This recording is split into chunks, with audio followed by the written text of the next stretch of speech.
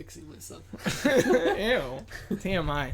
Welcome to the TMI podcast, where you get to listen to Freddie adjust his junk. Okay. Welcome to the Crooked Table podcast, where we discuss the world of film from a fresh angle.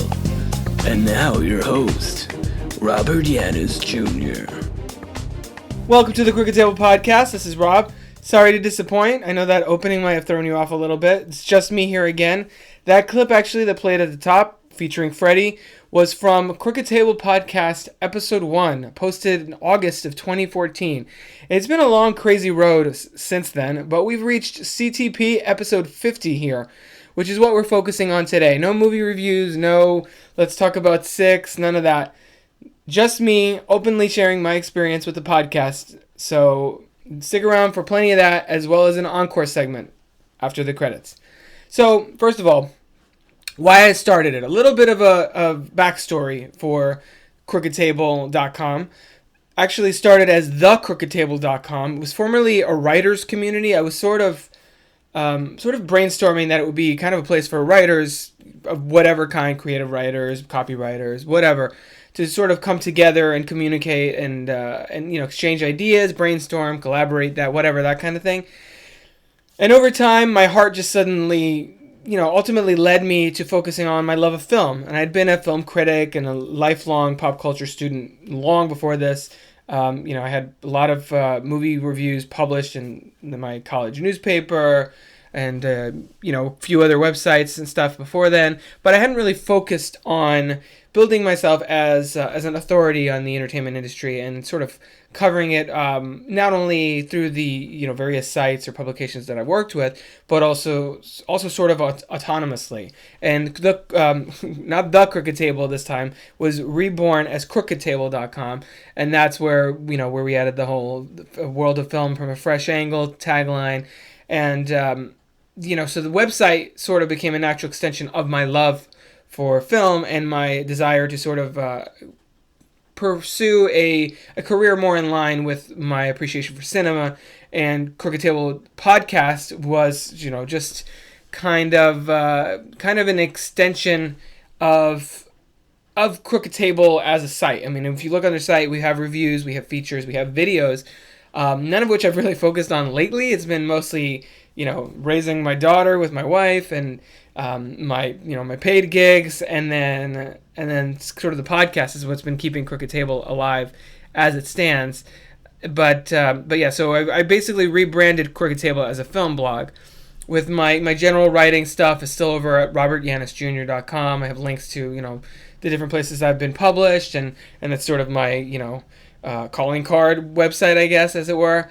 But the podcast inspiration for Crooked Table just kind of came in part from listening to people like Kevin Smith and the Screen Rant Underground podcast for the people over at screenrant.com, a site I still write for. And it's also just, I was getting more and more interested in podcasting as an art form.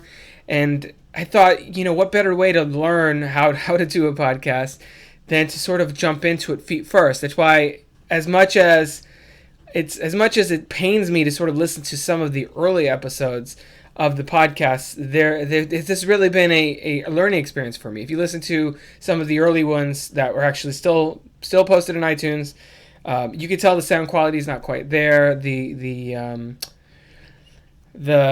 content maybe not quite there. The presentation style is much looser and not nearly as refined as I feel like it has come. I mean, it still has a long way to go, and we'll get to that in a little bit.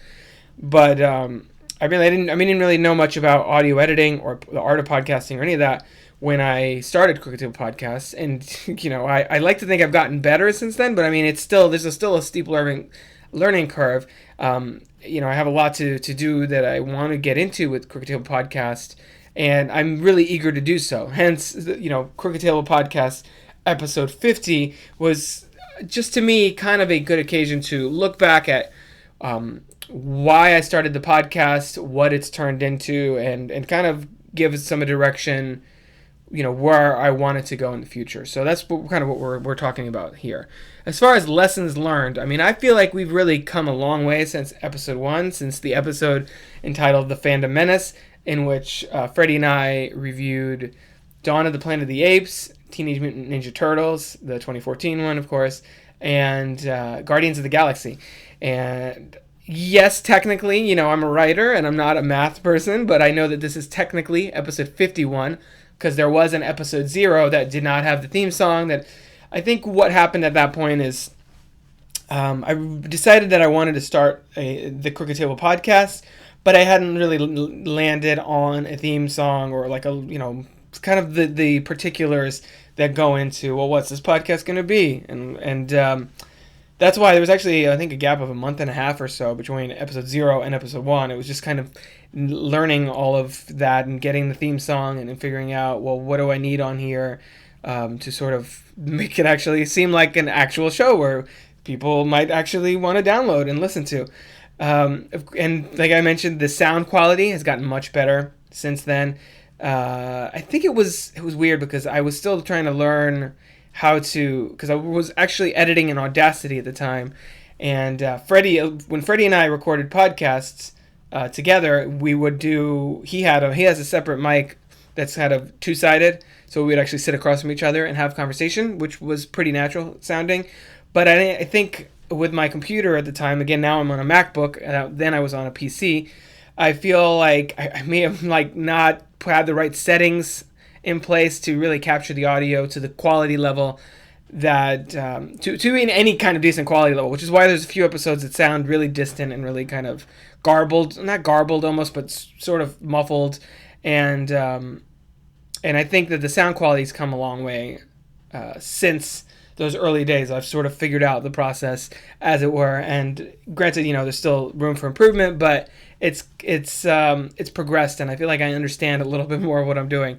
Also, of course, we added the end tag with every episode, me and Freddie doing CROOKEDTABLE.com, ding, which happened very randomly. I don't even know how that happened. I think Freddie and I were just being silly, and he started that, and we sort of went into it together, and I love that. I mean, Kai still thinks it's kind of silly.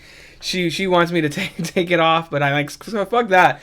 This is a kind of a hallmark of the early days of the podcast, and even still the sound quality on that tag is not that great. I really like it, and it makes me kind of smile every time I hear it. Of course, recently, the last few episodes, we added voiceover to the intro music, just kind of welcoming you to the podcast, introducing me by name, full name. I noticed that on the podcast, I come in and I say, this is Rob, and I don't give my full name, so I feel like it makes a little more of a formal introduction, because when I come on, it's always so casual. It's like, hey, welcome to Crooked Podcast, this is Rob, this is what we're talking about, blah, blah, blah. And I feel like that, adding the voiceover to the intro music also fills some dead, you could technically, not dead audio, because I do like the theme song, but kind of fills that up, so you're not just listening to music for 15 seconds with like, okay, what's going on? Why are we now hanging out, jamming out to this song? Of course, we've added sound clips as far as music, music tracks here and there, bits and pieces from trailers for movies that we're about to discuss, things like that. I just anything I can to sort of up the professionalism and sort of production value of the show. And that has really stepped up over the last, not even 50, over the last maybe 10 to 15 episodes. Of course, we got a much more definitive format now, talking about with reviews, and we do the hype and all the different categories all the way to the verdict. Customized images as far as thumbnails for each episode, whereas before I used to just put the Crooked Table logo or just an image. Oh, we're talking about Guardians, and then I just an image from the film. Now they're a little more customized. I get a little more creative and a little sillier with some of those things, and that's fun for me to do, and I hope it's fun for you guys to see. And of course, the podcast is now available many different places. I post the episodes to YouTube. I post the episodes to Stitcher. I post the episodes to, I think, Google Play. There's a few other ones. I have to check my Libsyn account to get a full beat on that. But most importantly, and this again is going back to the last 10 or 15 episodes. I think it was like episode late 30s when I started this, 38, I believe.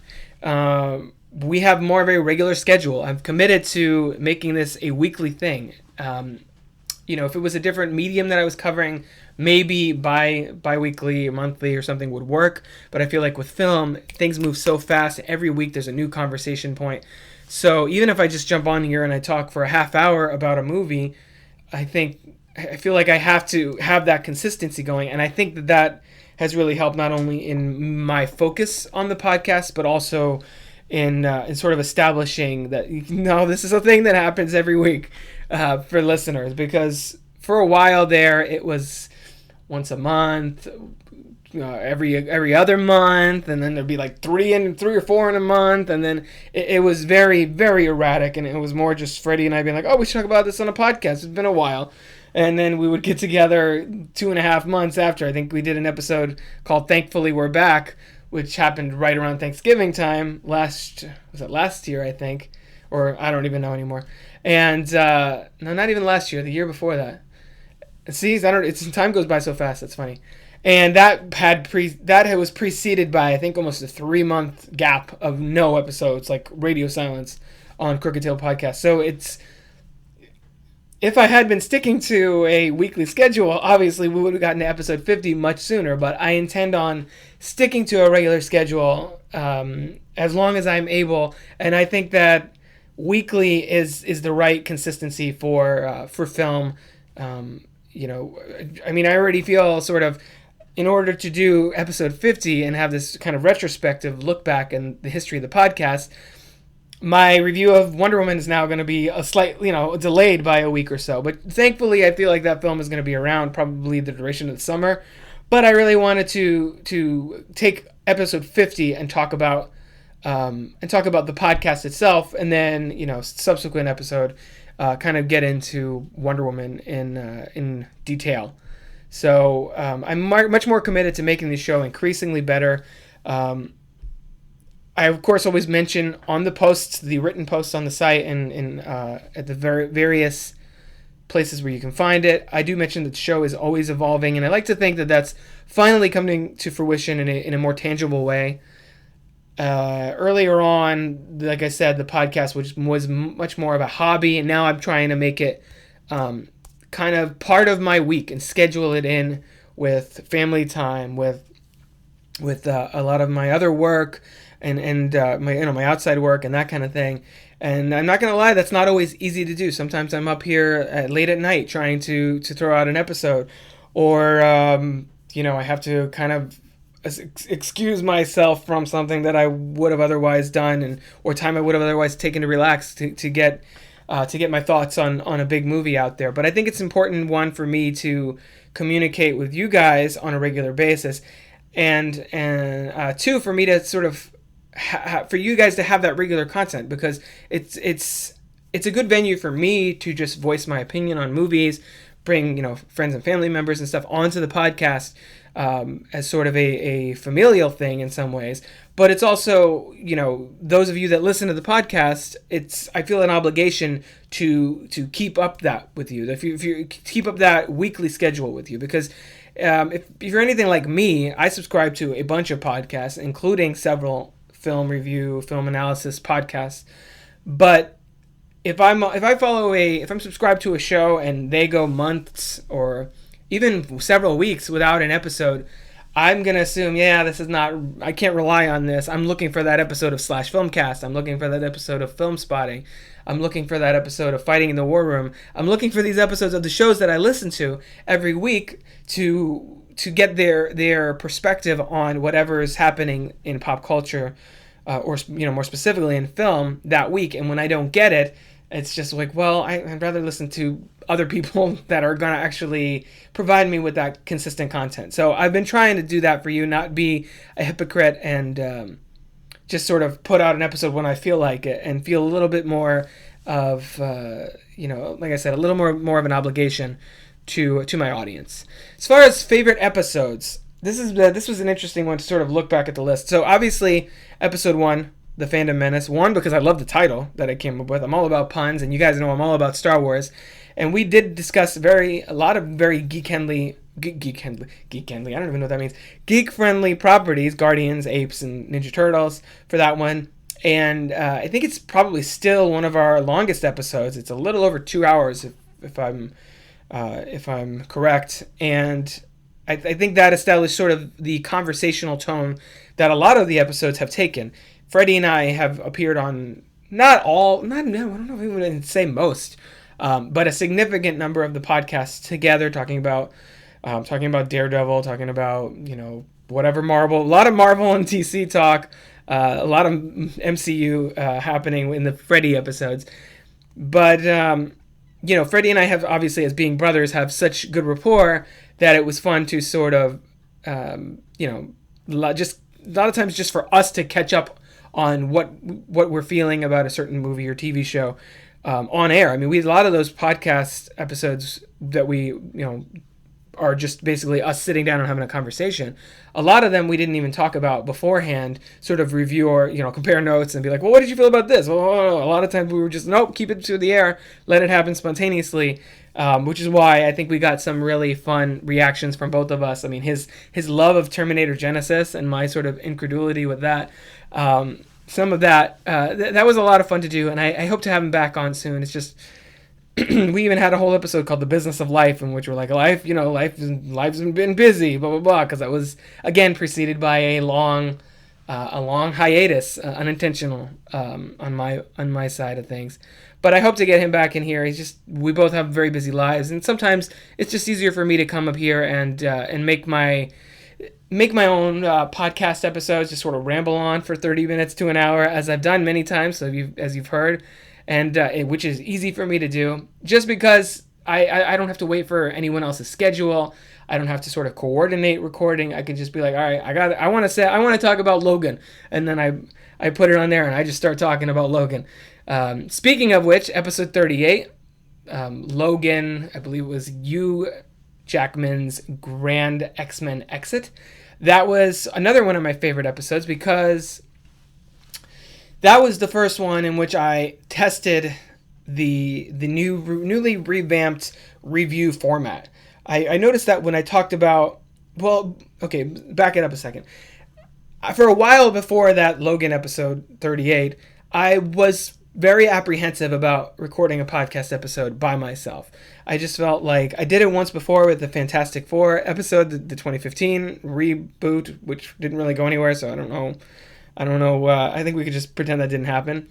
But for the most part, I was very worrisome about the fact that, like, well, what if I turn on the mic and I don't know what to say, or do I need some kind of script to guide me, or I get tongue-tied very easily, as you guys can tell, and I felt like I needed at least some kind of a framework for my reviews to sort of give me some a leg to stand on, as it were, and kind of contain and organize my thoughts a little bit, so I don't just go off on tangents and not really get my point across in any sort of way that was understandable to anyone other than me. Which would not, what's the point of recording a podcast then? So I feel like episode 38, talking about Logan, was one of the episodes, sort of a turning point in which I decided, I can do this. I can just talk by myself. I don't need to recruit Freddie or Kai to stand along with me and to bounce ideas off of. I can just rattle on my opinions myself. I've written many movie reviews. It's not that much different, except I'm not typing. I'm just looking at a microphone and kind of spouting thoughts that way. I do have a little bit of a script or notes, not a script per se, more like bullet points for the different sections: the hype, the story, the cast, the production, the verdict. Mostly just so I don't forget anything, because once I start talking about a film, it's easy for me to just blow past one subcategory to the next.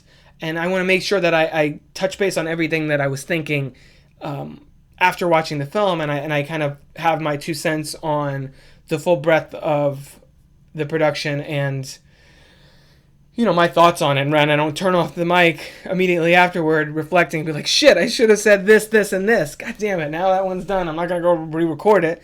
So that episode was sort of a major turning point. Also, episode 30, Kubo and the Best of Stop Motion, in which I reviewed Kubo and the Two Strings, which is a great movie, by the way, if you haven't seen it. It doesn't sound like very many people did.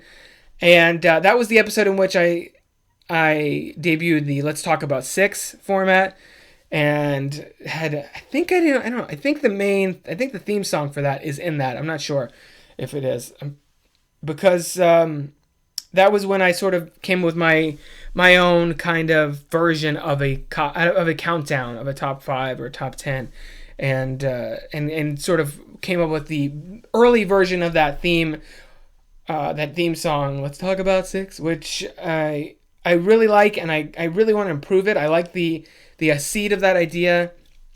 And I think the version that I have right now is fine for now, but like a lot of things with the podcast, it's something that I really want to improve upon going forward and do Let's Talk About 6 2.0 or whatever. And, I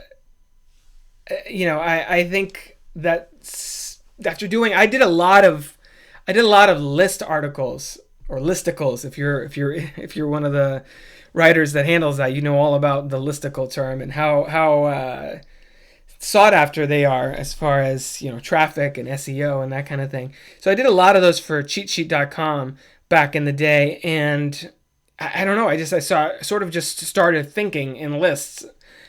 So I have a lot of unused list ideas that I will probably get to down the line in episodes of the podcast or elsewhere. So also episode 8 of the podcast, which is the room commentary that Kai and I did, called Anyway, How's Your Sex Life? Which I'm not sure if it's because of the title, has sex in the name, and people are just searching in iTunes for sex life, or what's going on with that. But that's probably one of the more popular episodes of the podcast. And I do love doing those crooked commentaries. We've only done one more since then, and that was the Nightmare Before Christmas episode entitled Everyone Hail to the Pumpkin King. So I do want to do more. In fact, I'm trying to get Kai on here later this month to do one sort of coinciding with a film anniversary. But stay tuned for that. So, I mean, I do have a lot of favorite episodes of the podcast. It's just these 4, which you can all find the links for them in the show notes below.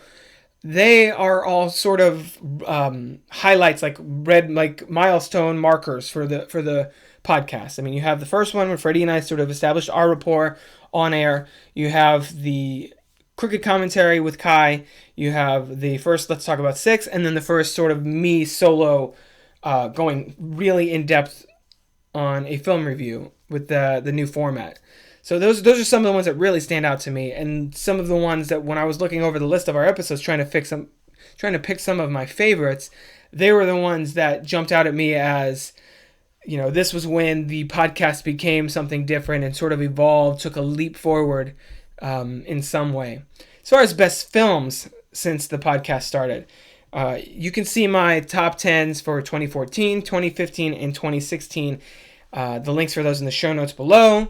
For 2014, I already mentioned this movie a couple times. Dawn of the Planet of the Apes was a big highlight for me for that year. I thought that was the best, blockbuster popcorn film of that year. And, Freddie and I had a long conversation about it. I think I actually enjoy it more than he does. So I'm super pumped for War. Is it War 4? I think it's War for the Planet of the Apes. It's hard to tell now if they're War 4, War of. It's those titles. If you look back at the history of that franchise, the titles are kind of ridiculous. It's just like Battle for, the Conquest of, and all of that, and Planet of the Apes in the title. But I really love Dawn of the Planet of the Apes. I'm going to have to revisit it before War comes out. Maybe do a review of kind of both of them or look at Rise too. Maybe I'll do a trilogy. We'll see. Maybe it'll be Trilogy of the Apes or something. And then, of course, for 2014, Whiplash, which those are the only 2 films I gave, I think, 5 stars. I'm not 100% sure if I really set on 5 stars for both of them because I haven't rewatched either of them. I think I'm scared to rewatch Whiplash or Dawn of the Planet of the Apes because I'm worried that they're not going to live up to my 5-star ratings that I gave them both that year. But yeah, great films. Of course, it's funny, and we're talking about Whiplash director Damien Chazelle in a minute here, but it's funny how some of these films are still like bouncing around in my head years later, and I think that's a sign of a great cinematic experience if it sticks with you, regardless of revisiting it or not. So 2015, my favorite films of that year, as you can see in the link, are Star Wars The Force Awakens. Of course, I've talked about that ad nauseum on this podcast. I had a whole episode just talking about the Star Wars saga a few weeks ago, as well as kind of had 2 episodes talking about The Force Awakens. One sort of leading up to the film and seeing it on opening night in IMAX, not fake IMAX, the real IMAX. Like there's a giant dome style theater a few minutes from our house that has a lot of great big budget films playing there, and also The Martian, which I like that movie a lot, and I talked about that. In the video that I did for the Oscar nominations, and how I was disappointed that Ridley Scott did not get nominated. That's a great film, and if you haven't seen either one of those, they're both really huge films. They're both extremely high budget and very mainstream. But I like what I like. So I mean, if you go down one more, I think Ex Machina was my number 3, and then I have Room and some of these other movies in there. So there's a lot of balance between large films and small films on my list. It's just those two happen to be the top for me for 2015. For 2016, my favorite movie, I've talked about it on here before, and I have a review on the site. Sing Street. I love Sing Street so much, and I think that John Carney's film, which I've seen I saw it once in theaters. I saw it on Netflix, I think, a couple times. Once when I showed Kai, and then I watched it a couple weeks later again. And that's streaming on Netflix. If you haven't seen that, definitely check that out, especially if you were a fan of John Carney's earlier films, Once and Begin Again, which actually was in my top 10 for 2014. And also La La Land, which, of course, you've heard me talk about on here before. And again, was another Damien Chazelle movie. He's of the two films I've seen of his, they're both in my top 10s for those respective years. So that's pretty impressive. I still have to see Guy and Madeline on a park bench. I know that it's sort of a prototype La La Land in some ways, but I'm definitely looking forward to checking that out and completing my Damien Chazelle filmography watch. As far as 2017, so far, it's still early, and a lot of the big, more anticipated artsy movies are still yet to come. But so far, I really like Logan. As I mentioned a few times, I did a whole episode. I feel like I talked about that for over an hour, and that's one of the only films that okay, we're going to talk about Logan an hour later. That was it. That was Logan. And I'm looking for, I have the copy of the Blu-ray sitting downstairs. I'm super excited to watch Logan Noir. So maybe I'll talk about that on here in the coming weeks. But it's been a really great run on these last 51 episodes of the Crooked Table podcast. I feel like I've gotten much more confident as a speaker and as a podcast producer, and I really want to give big thanks to all my guest co-hosts over the course of the podcast. Of course, Kai and Freddie, but also RJ Hubert, who was a guest with me on episode 13, The Fall Guys. I was a guest on his podcast, Giant Nuggets. And, we just did sort of a Giant Nuggets Crooked Table crossover. So that was fun. And, I really enjoy talking about film and communicating with it as much as possible, with you guys. And I have a lot of goals for the future. So obviously, better audio. That's something every podcaster is always pushing for. I edit this podcast on GarageBand, and I'm still trying to learn a lot about that software and the ways that I can manipulate it to increase the sound quality, possibly getting a different mic down the line. But just really, I feel like obviously everyone tells you that's the biggest thing with a podcast, is it needs to sound good. If it doesn't sound good, it doesn't matter what you're talking about. People are not going to give a shit about your content if they can't hear you properly. So I'm working on the content, and I think the next thing I need to kind of turn to is focusing on audio improvement and kind of taking it up a notch. Also, more guest hosts. As I mentioned, I want to get Kai and Freddie back on here, but I'm also considering reaching out to some other people that are also really deeply entrenched in the entertainment industry and have their own thoughts and opinions, and kind of get them either coming here physically to record the podcast, or Skype them in, whatever. Just bring more voices and get a wider variety of opinions on the show, so it's not just me rattling off to you every week. I mean, some weeks might still be that, but I think it helps the podcast grow to bring in more people, to bring in more perspectives on film. I of course want to hit more topics and different kinds of segments. I've talked about the last few months, I focused pretty heavily on this new movie came out. Let's talk about it. Fast and Furious, Pirates of the Caribbean, blah, blah, blah. But I like to think that you've noticed that I've tried to mix it up a little bit more. I mean, this episode is a podcast on me just talking about the podcast. And we had one about me talking about Star Wars as a whole to commemorate the saga's 40th anniversary. Or talking about, being a dad and how that's changed the way I look at movies. I want to do more sort of, not very special episodes, but I want to do more episodes like that, kind of off-center, not necessarily talking about a big film coming out that week, unless it's something really big that I do legitimately want to talk about, like Pirates, like Logan, like Moonlight, which was more time to its Oscar win than anything else. But I do want to keep bringing in, more crooked commentaries, more in-depth analysis, a variety of more and different segments, not always just, he's going to talk about something he watched, he's going to do let's talk about 6, he's going to have a review, blah, blah, blah. I want to mix it up more and more as possible, as much as possible. I'm rambling on here a little, it's getting kind of late, and you can tell that I'm sort of getting a little loopy. And of course, I want to get more listeners. I want to get more ears on the podcast. That's part of why I'm trying to improve it so much. The audio, the content, the format, the structure, the availability of it, and I just want this to become more and more of a thing, and it's something that I really enjoy doing. Every week I get excited when it's time to record a podcast, and I brainstorm it, all that, and it's fun for me more than anything, because I love movies. They're a huge part of my life. Ask my wife, I'm constantly talking about movies, or being like, I need to buy this on Blu-ray, or let's go see this, or I read this news thing, and I'm constantly bugging her, being like, look at all this stuff about movies, let's talk about movies again. So this is a great outlet for me to do that and sort of share that love of movies with you all. But, as far as the listener base goes, that really falls to you. I rely on you guys to get word out about the podcast, to tell friends about this, to reach out to me if you are enjoying the podcast, but there's something about it that's really bugging you, that's holding you back from hitting subscribe or from from listening to certain episodes. If there's episodes that you're deleting or that you're just not interested in, hit me up. Reach out to me on social media. I'm totally open to criticism.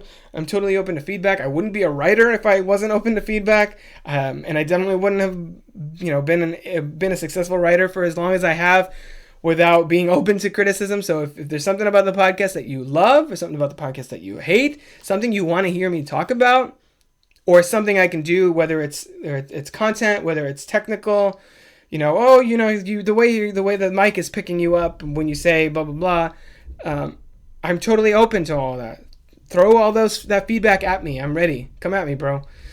As far as looking back on the past 50 episodes, that's kind of all I have for now. As I said, this was just sort of a touching base and here's the Crooked Table Podcast at episode 50. Where have we come? What have we achieved going forward, up to this point, and then going forward, what am I sort of looking to build into? And stay tuned for much more improvement ahead. I'm actively looking into ways to mix it up and create a more interesting podcast for you. I know there's a million film podcasts out there, and a million movie review podcasts and pop culture analysis, et cetera, et cetera. I know because I listen to a bunch of them. And if you download this episode, or you download any of the Crooked Table podcast episodes, or you listen to them, or you're a regular listener, let me know who you are so I can say thank you, because I really appreciate that. I mean, I know that you have a lot of options on iTunes alone. I have Apple products, as you know, because I mentioned it several times. And I know that there are a lot of options out there. So anytime that you download a Crooked Table podcast episode, let me know that you enjoyed it, or that you hate it, or whatever, and let me tell you that I really appreciate it, because that means a lot to me when I see downloads coming in. It means that what I'm doing actually matters to somebody, and that I'm not wasting my time every week coming over here and rambling on about film for a half hour, an hour, whatever. So thank you for listening to the Crooked Table Podcast. This wouldn't happen. This podcast wouldn't have reached 50 episodes if it wasn't for people like you who are listening to this right now. So that's all I have for now. We'll be back next week with something that I'll talk about in a second. But go ahead and rate and review us on iTunes if you'd be so kind. Also, you can find the Crooked Table Podcast on Stitcher. You can find me, Robert Yanis Jr., on at Crooked Table on Twitter. Find me on Facebook, other social medias. Find more podcasts, reviews, videos, and other movie-related goodies at crookedtable.com. Next week, we're finally voyaging to Themyscira for director Patty Jenkins' Wonder Woman. I've heard a shit ton about this movie, and I cannot wait to talk to you guys about it. I'm actually seeing it tomorrow, and as of this recording, and I'm sure that Kai and I will have lots to say. So hopefully I can get a co-host, fingers crossed, with me for next week's episode. Until then, I've been Rob. We'll catch you around the table next week. Roll credits.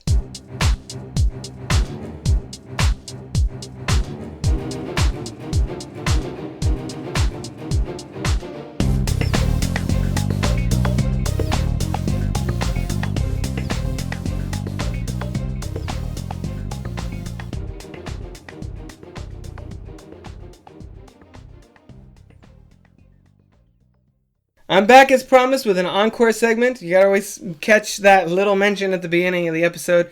Whenever I have an encore segment, I do try to give you all a heads up. So what I've been doing the last couple of weeks is there's a trio of Netflix comedies that I've been that I've been watching, trying to sort of test out which one I was going to get into. Actually, like the Flash, which I've talked about on here before.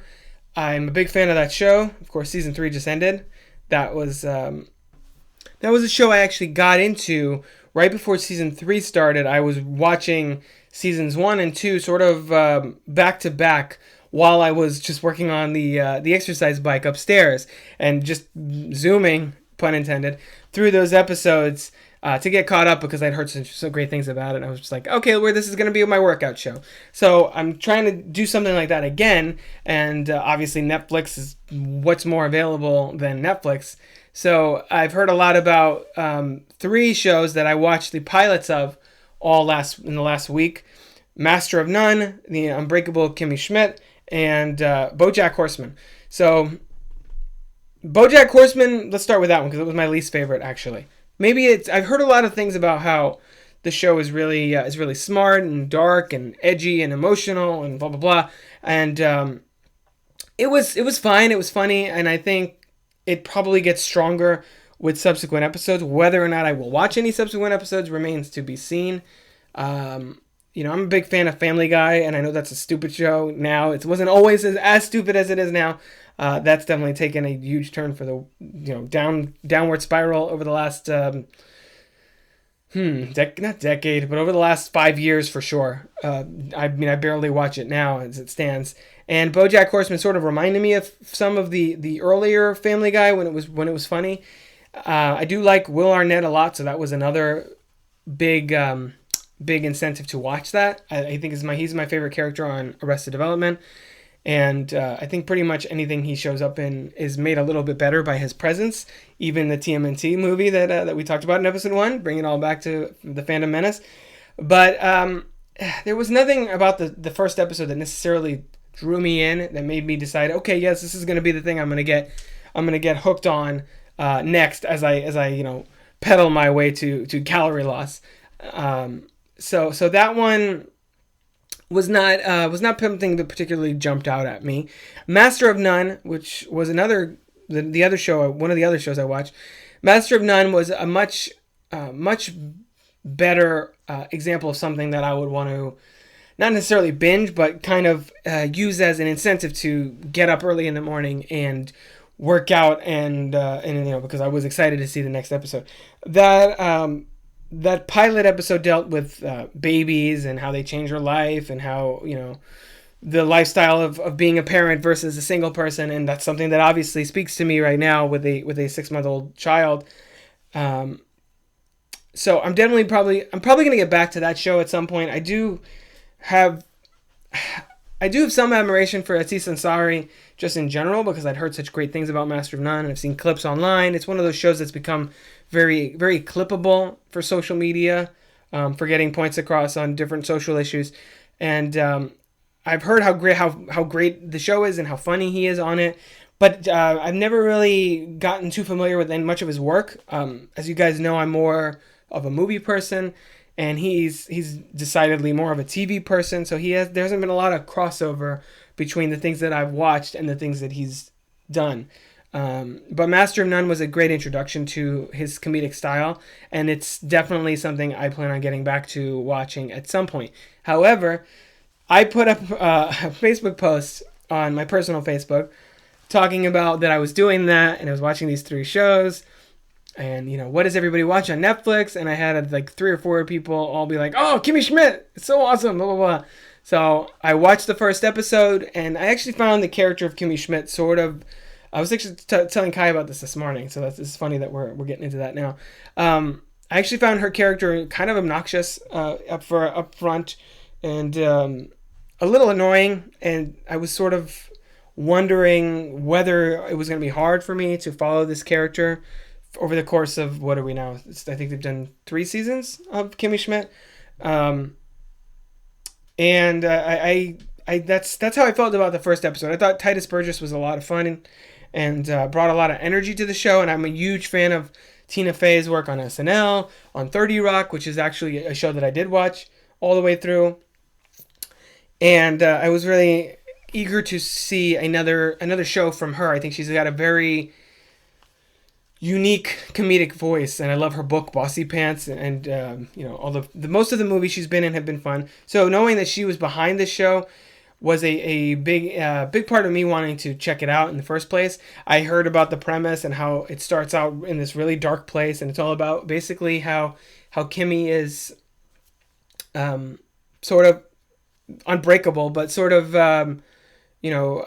has a very like determined will and kind of a unyielding optimism to her. And in the first episode, that was more played up as she's really perky and really happy all the time.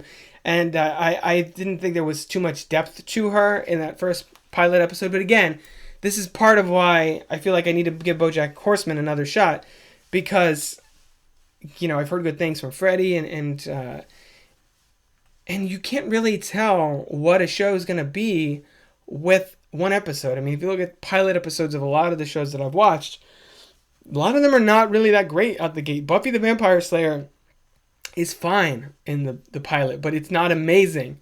It's not necessarily something you're like, this is going to be one of the best shows of all time. But you keep watching for 7 seasons, and for most of those episodes, I think there's 144, it is amazing. It is really solid. It is one of the most influential shows of the last couple decades. And I think that BoJack Horseman could improve with subsequent episodes. So I'll have to get to that at some point, because Kimmy Schmidt definitely did. I decided to go with that after all the recommendations from people on my Facebook, from people I know in my personal life, and blah, blah, blah. And I gave it another shot, and I watched the second episode as I did the bike at like 5 a.m. a few days ago. And I found her a lot more endearing the second time. I think the second episode gets a lot more into the heart of the character, a lot more into what she's about and what makes her a woman we want to follow. And, it sort of sharpened the world a little bit. I think Jane Krakowski is hilarious on it. I haven't seen that much of Carol Kane. She wasn't in episode 2. But I'm gonna stick with it. I'm gonna watch Unbreakable Kimmy Schmidt now as my most mornings show, and kind of delve into that series a little bit more. I guess we'll start with season 1, and then if I like it, I'll jump to season 2. If not, maybe I'll switch over to Master of None season 1 and then sort of alternate between those two. We'll see. That remains to be seen. Excuse me. But so yeah, I just wanted to take this. As you guys know, the Encore segment is basically my place to kind of talk about something random that I'm usually watching, and kind of share it with you all. So yeah, if you haven't seen it, which most people that probably care to see it probably have already watched it, but Unbreakable Kimmy Schmidt, that's the show I'm going to be watching now on Netflix, in addition to the other million things that I watch on a regular basis, either because I'm just interested in it or because I'm writing about it for some site or another. But yeah, so Unbreakable Kimmy Schmidt. And that's really all for now this week. And catch you guys next time. This has been a production of crookedtable.com. All rights reserved. CROOKED.